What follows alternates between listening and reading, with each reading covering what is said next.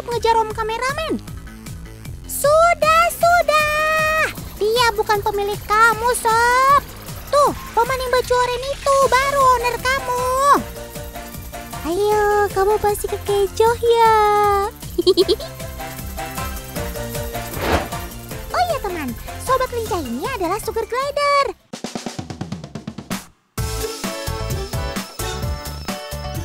Ia banyak dipelihara karena memiliki karakter yang menyenangkan dan suka bermain. Jadi jangan heran kalau ia jadi pilihan untuk jadi hewan peliharaan. Cakep! Oh iya, yang sedang Paman Rian lakukan ini adalah bentuk latihan uji ketangkasan teman. Nantinya sobat marsupial yang sudah terlatih dengan baik akan diikuti lomba. Nama latihan ini adalah Follow Me alias ikuti aku. Jadi sugar glider akan dilatih mengikuti arah jalan sang pemilik. Tapi kalau kita perhatikan, sobat totan ini gak benar-benar berlari ya, melainkan melompat sambil meluncur. Sesuai dengan namanya, glider dari kata gliding yang artinya meluncur. Sobat totan ini memanfaatkan membran yang membentang di tangan hingga pergelangan kakinya untuk meluncur, yang namanya patagium. Organ ini gak cuma ada di sugar glider loh, tapi kelelawar pun juga punya.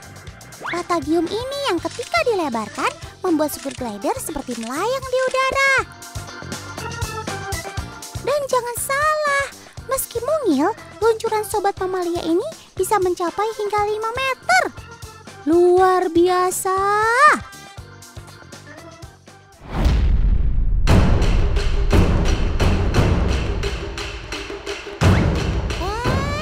Kak, jangan marah gitu dong mukanya. Loh, kok pada disorakin? Walah, ternyata komunitas sugar glider lagi pada kumpul teman. Rame banget ya. Ternyata benar kan kata Otan, kalau penggemar sobat Otan ini banyak banget, mantul. Kalau komunitas SG sudah kumpul begini, pasti yang namanya panjat tali nggak akan ketinggalan. Wajib cip hukumnya.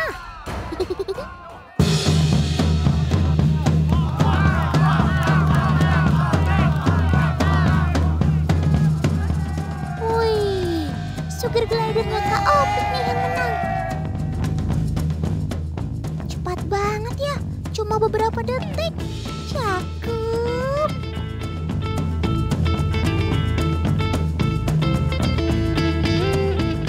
Karena terbiasa hidup di pepohonan, kaki dan tangan sugar glider sudah teradaptasi untuk memanjat. Kecil mungil begini, jari tangan dan kaki sobat Otan ini bisa menggenggam benda apapun. Oh iya, ketika di alam, keahlian ini mereka gunakan untuk mencari makan di pepohonan atau menghindar dari predator. Benar-benar sang pemanjat ulung kamu, Sob.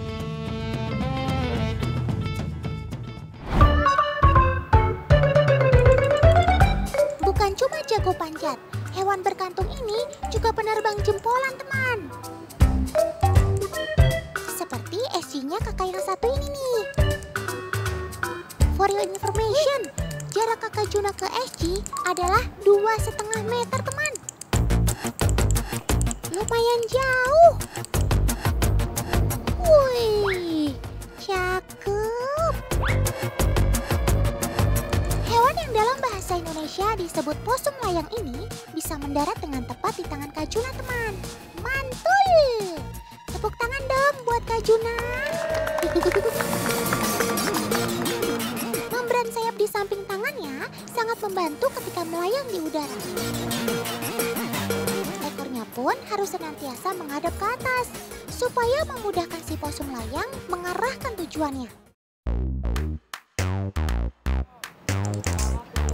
Loh, kok si kakak mencet-mencet beginian? Jadi teman, ini adalah clicker. Fungsi dari clicker adalah untuk merangsang pendengarannya supaya SG-nya mau loncat. Kirmix, Kiren Miximil. ya teman, gak cuma adu manjat dan lompat aja nih. Komunitas Sugar Glider terkadang juga bikin lomba yang unik, seperti roda berputar ini. Ahem, ahem. 3, 2, 1.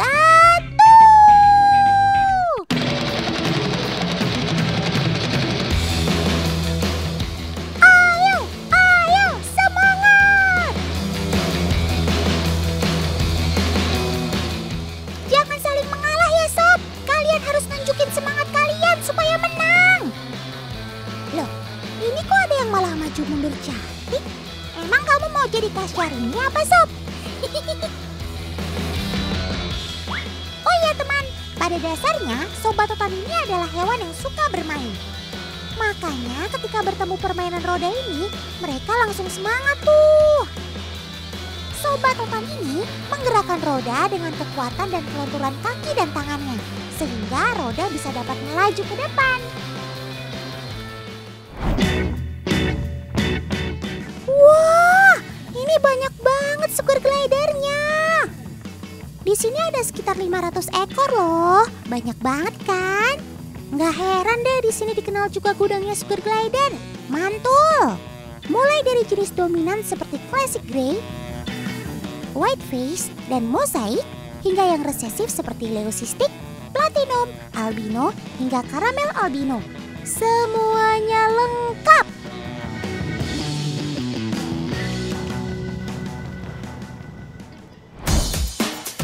Oh iya, teman tahu nggak bedanya Sugar Glider jantan dan betina? Mudah loh membedakannya. Yang jantan punya testis di area perutnya, sedangkan sang betina ada kantung di bagian perutnya. Nah, kalau yang dipegang paman ini, kantung Sugar Glider yang sudah ada anaknya. Wah, menggemaskan sekali ya gerak-gerak di dalam sang anaknya. Sugar Glider adalah hewan marsupial atau berkantung. Jadi ketika sang induk hamil selama 20 hari, kemudian sang anak akan disimpan dalam kantung selama 2 bulan. Di dalam kantung inilah mama Sugar Glider akan merawat, memberi nutrisi, hingga membesarkan sang anak. Kantungnya ini fleksibel loh teman, bisa menyesuaikan dengan ukuran Sobat Totan kecil. Seperti mamalia lainnya, Sugar Glider juga bisa terkena katarak teman. Kamu pasti sedih ya sob, karena nggak bisa melihat dengan baik. Lensa mata Sobat Totan ini keruh dan berawan. Penyakit ini bisa terjadi karena asupan lemak yang terlalu tinggi. Untungnya katarak ini bisa diobati dengan obat tetes. Yang sabar ya sob, kamu harus rutin diobati supaya cepat sembuh dan melihat dengan normal kembali.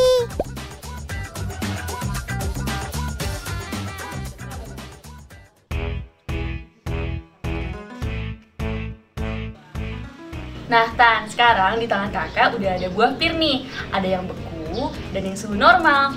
Sekarang kakak mau cek Sugar Glider ini lebih suka buah yang mana ya? Oh, jadi begitu teman. Kak Febri mau membuktikan seberapa pintar Sobat Totan ini mengenali dan memilih makanannya. Oke Kak, sekarang taruh dulu pir bekunya di sebelah kiri. Satu lagi di sebelah kanan. Wah, tanpa basa-basi dan tanpa keraguan, Sobat Totan langsung menentukan pilihan. Mereka bergerak ke sisi kanan, yakni menuju pir yang suhu normal. Para Sugar Glider ini suka dengan buah pir suhu normal. Selain teksturnya yang mudah untuk digigit, rasa manisnya pun jauh terasa. Ditambah karena Sobat Totan ini hewan koloni, makanya mereka doyan banget makan rame-rame. Kalau Totan nimbrung masih muat gak sob?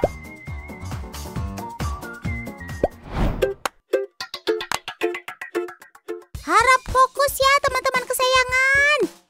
Ini belum waktunya iklan ya. Totan masih menemani kalian kok, swear.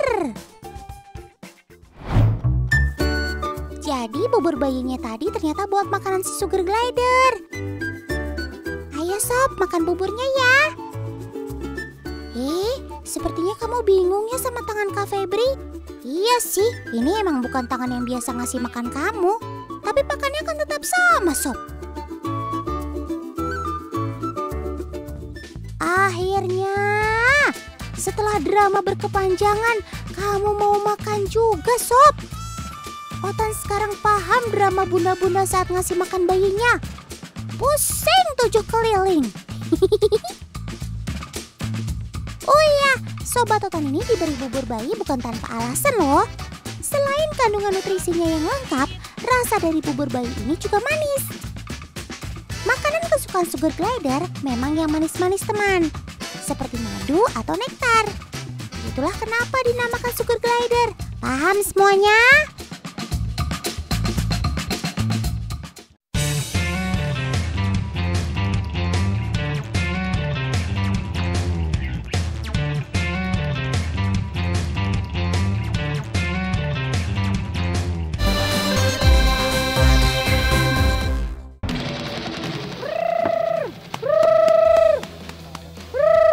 Loh, kok ada suara aneh?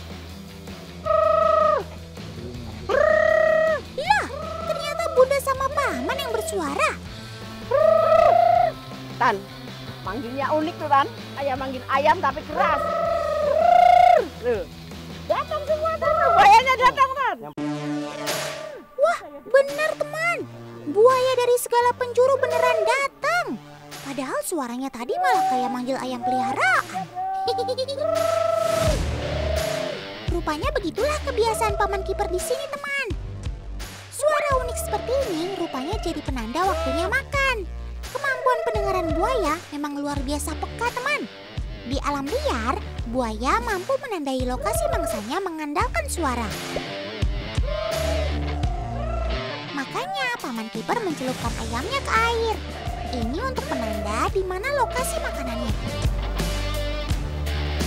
Nah, Bunda, Paman, buayanya udah siap tuh. Kita beri ayamnya ya.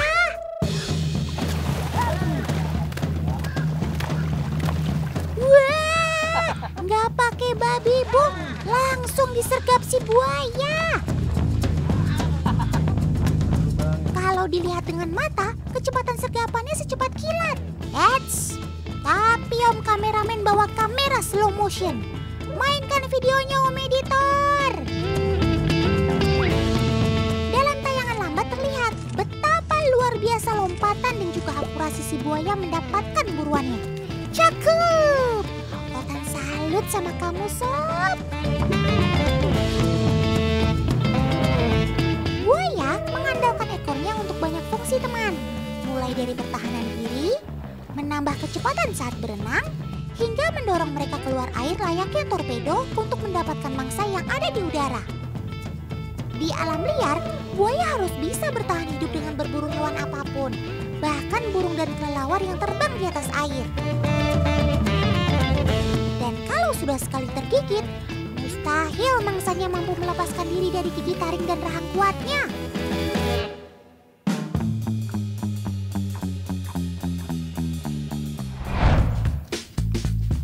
Wah, lagi rame-rame asik kumpul nih. Ini adalah kandang buaya remaja teman. Rupanya Bunda dan Paman Kiper lagi ada tugas memindahkan salah satu buaya di sini ke kandang lain. Ngomong-ngomong, buayanya kenapa pakai dipindah segala sih Bunda? Emang kontrakannya udah habis? Tan, kita mau pindahan buaya yang cantik, yang warnanya lain, warnanya kuning keemasan, biar beda ya Mas? Iya. Mau dipindahin di sana, di tempat pembesaran, iya. Cepet gemuk. Walah, begitu toh. Itu dia buayanya. Wah, kalau tugas berbahaya begini harus punya keahlian khusus teman. Jadi nggak bisa dilakukan sembarang orang. Kalau kondisi buayanya sudah kalem, masukkan tali ke moncong buayanya, lalu set. Semudah itu saja teman, si buaya tertangkap dan sudah bisa diamankan. Sejatinya, gigi dan rahang buaya adalah senjata paling berbahaya teman. Namun ketika rahangnya sudah menutup, meski hanya dengan seutas tali, buaya tidak memiliki kekuatan cukup untuk membuka mulutnya kembali.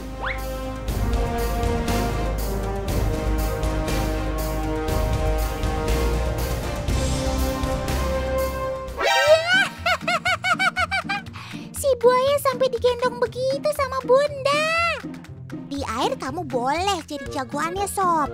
Tapi kalau sudah terikat begitu, kamu kayak boneka, Sob.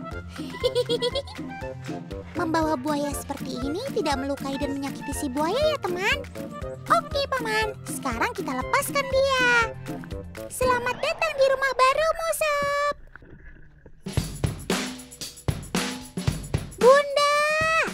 Aduh, Bunda kan Ratu Venom. Ngapain dorong-dorong gerobak gitu? Mau kerja bakti? Loh, wih, itu kan ceker ayam. Bunda mau ngasih makan buaya nih, pasti. Wah, kalau sebanyak ini sih, udah pasti cekernya buat ngasih makan buaya se-RT.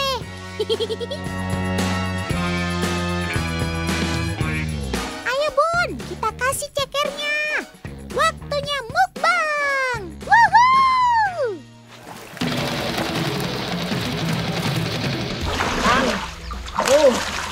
Buaya-buaya ini baru umur 2 tahun. Tapi lahap banget tuh, makanya tuh. Meski mereka tergolong masih remaja, jangan remehkan insting buaya, teman. Naluri untuk merebut makanan dari pesaingnya gak ada bedanya sama buaya dewasa. Coba Om Editor, Otan mau nonton tayangan lambatnya.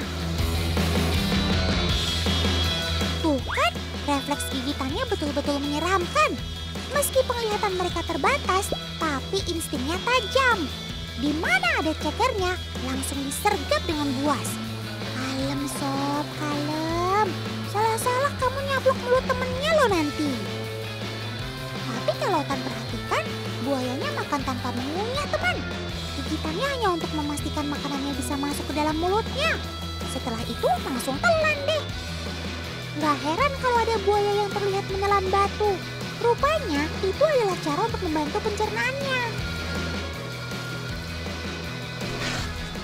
Tan, udah mau ngapain nih bawa sikat gigi? Jangan salah Tan, ini bukan buat gosok gigi Bunda, tapi buat gosok gigi buaya. Hah? Sikat gigi buaya? Waduh, ini beneran Bun mau nyikat gigi si buaya ini? Aduh, mana gede banget begitu buayanya. Sudahlah Bun, ngapain sih cari masalah? Waduh, Otan ketipu Om kameramen nih. Ternyata buayanya masih kecil toh.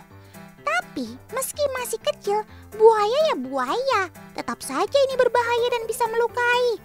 Kenapa sih Bunda harus disikat segala giginya? Tan, Bunda mau gosok gigi buaya nih. Karena ini buaya piaraan, jadinya kita bersihin giginya biar bersih, biar nggak ada sisa-sisa makanan, biar nggak infeksi ya Mas. Ya iyalah Bunda, tetap aja itu buaya. Sejinak-jinaknya buaya, dia tetap memiliki naluri liar ya teman. Jadi jangan sekali-sekali meniru. Cuma kamu kok kalem banget sih Sob? Apa kamu memang benar-benar udah jinak? Perkenalkan teman, dia si Kuning, buaya maskot di sini yang juga jadi idola. Paman Kiper rupanya sudah hafal betul sama karakter si Kuning ini. Tuh kalau lihat si Kuning, saking jinaknya sampai keenakan gitu disikatin giginya. Ini sih sesuatu yang langka teman. Si Kuning bisa jadi buaya kesayangan di sini, ternyata ada kisah tragisnya loh. 4 tahun lalu, ia ditemukan terlentang dan tidak bergerak sama sekali saat paman memeriksa kandang. Rupanya dia menjadi korban perundungan buaya lainnya. Hukum alam memang keras, siapa yang tidak kuat pasti akan tersingkir. Paman sempat mengira jika si Kuning sudah mati. Meski kritis, rupanya dia masih hidup dan bisa diselamatkan. Sejak itulah Kuning menjadi salah satu maskot di penangkaran ini. Ditambah karakter Kuning yang semakin jinak, membuat pengunjung semakin suka dengannya. Duh Sob, Otan salut deh sama perjuangan hidup kamu. Tetap semangat ya.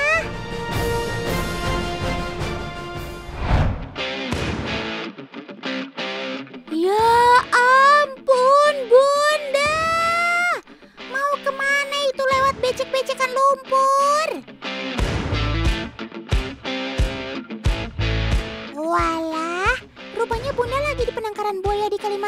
timur, teman. Di balik tembok ini, ternyata ada buaya raksasa bernama Seaboy, teman. Heads, sebelum melangkah masuk, pastikan aman ya Paman Kiper. Pastinya Seaboy di sini juga sama teman-temannya kan?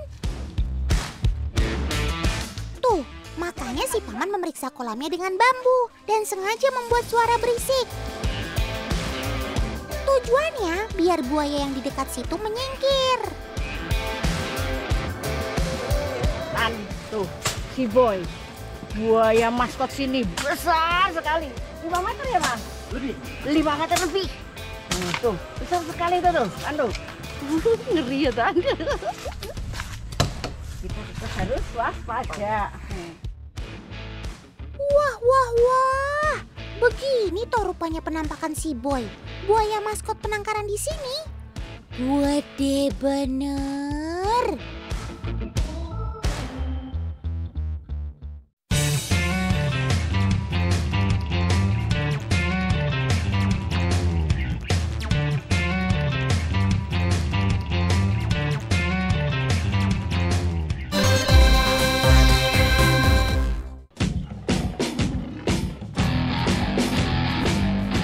Kebayang nggak kalau singa si Raja Rimba ini hidup di dalam air? Bakal gimana ya? Apakah akan mengalami perubahan bentuk badan? Secara dia kan harus jago berenang. Apa? Seperti inikah bentuknya? Heads, tunggu dulu. Ini si Sobat Otan yang namanya Axolotl.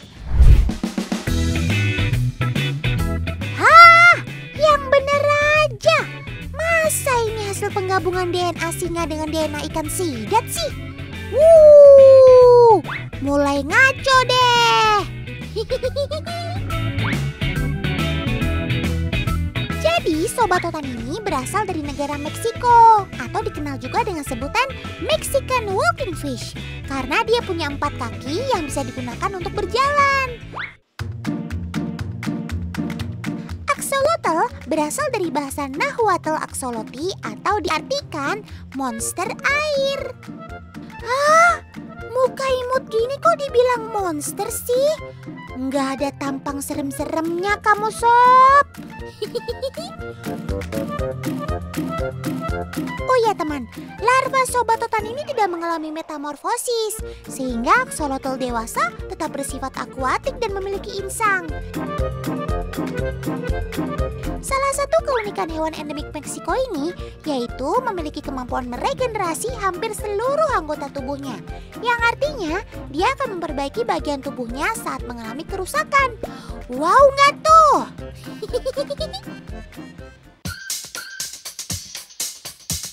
Teman, Sobat Otan ini memang sungguh pendiam loh dan cenderung pasif.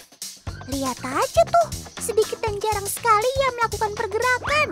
Namun, diam-diam gini, Sobat Otan memiliki kemampuan regeneratif yang gak main-main loh. Yang artinya, mampu memperbaiki kembali seluruh bagian tubuhnya dan juga organ dalam seperti jantung ketika mengalami kerusakan. Bahkan, Sobat Otan ini juga dapat membuat sel syaraf baru loh sepanjang hidup mereka. Wih, canggih banget kamu, Sob. Jadi kalian gak perlu khawatir kalau melihat axolotl ini tanpa kaki. Karena lambat laun kakinya akan tumbuh lagi tuh. Kecepatan dalam menumbuhkan anggota tubuhnya kembali tergantung dari usia dan jenis cederanya. Semakin tua, maka banyak waktu yang dibutuhkan untuk menyembuhkan dan memperbaiki luka. Cara kerja axolotl memperbaiki bagian tubuhnya seperti ini, teman. Jika tangannya terputus, maka dengan cepat Sobat Otan ini mampu menggumpalkan sel darah merahnya agar tidak mengalami pendarahan yang hebat. Kemudian, perlahan jaringan syaraf tumbuh dan membentuk bagian tangan seperti semula.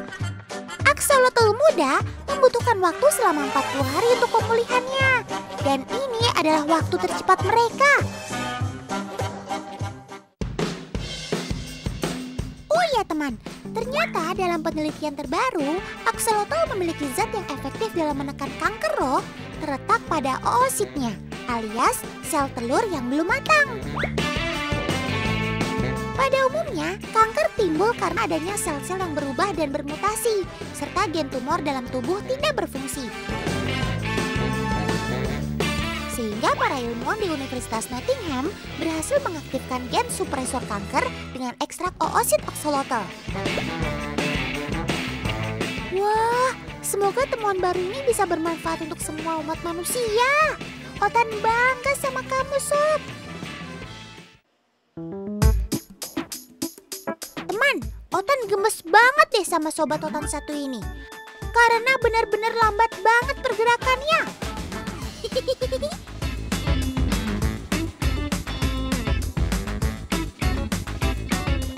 Gerak dikit ngapa? Sini main sama Otan. Abis kamu gak mau diajak main sih. Jadi Otan isengin deh. Tuh kan, kalau dikasih kumis kamu makin lucu, Sob. Peace, love, and gaul. Namanya juga iseng. Ya ampun, tapi kamu tambah keren deh kalau digambar kayak gini. Nah, sekarang ada yang jadi raja ya. Kita kasih mahkota deh. Tuh kan, keren jadinya. Sekarang kita tempel mata palsu. Sama dipakein sepatu boleh ya, Sob? Wih, makin kece. Maaf ya, Sob. Otan udah jahil sama kamu. Abis, kok bisa-bisanya kamu diam aja gitu? Kaum rebahan banget ya kamu.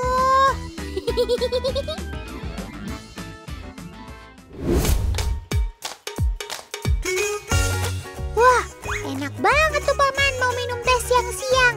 Ajak-ajak Otan dong. Otan juga kan haus nih Paman.